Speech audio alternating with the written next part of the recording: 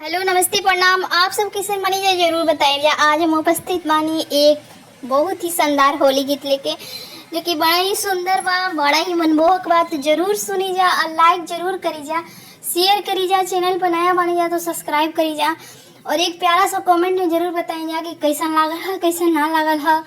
और ज़रूर बताई जा कि आप सब कब होली मनाओ तनी जा, 14 के कि 15 के। बड़ी ही कन्फ्यूजन बा, तो ज़रूर बताई जा, कमेंट में ज़रूर बताई जा और लाइक ज़रूर करें जा। तो सुनी जा मज़ेदार बहुत ही प्यारा होली। गौरा माना हमरो बात, फागुन में नैहर माती जाई हा। गौरा माना मोरो बात, फागुन में नैहर माती जाई हा। गौरा माना हमरो बात, गौरा माना हमरो बात, फागुन में नैहर माती जाई हा। गौरा माना हमरो बात, फागुन में नैहर माती जाई हा।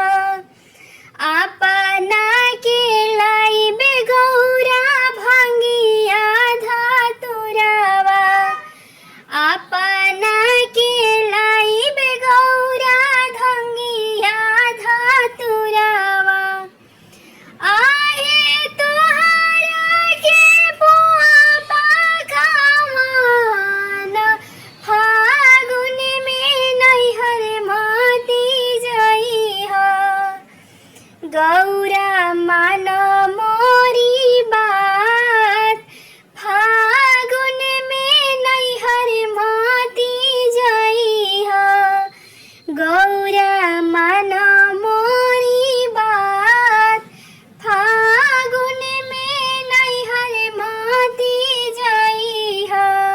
अपना के लाइबे गौरा मेरी गा के छाला, अपना के लाइबे गौरा मेरी गा के छाला। आहे तोहरा ला साड़ी गोटेदार, फागुन में नैहर माती जाई हा।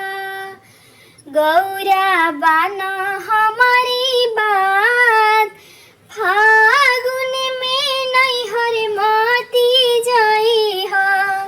गौरा माना हमारी बात, फागुन में नैहर माती जाई हा। अपना के लाइब गौरा भसमी भभूति, अपना के लाइब गौरा भसमी भभूति। आहे तोहरा ला रंगवायो बीर, फागुन में नैहर जानी जाई हा। गौ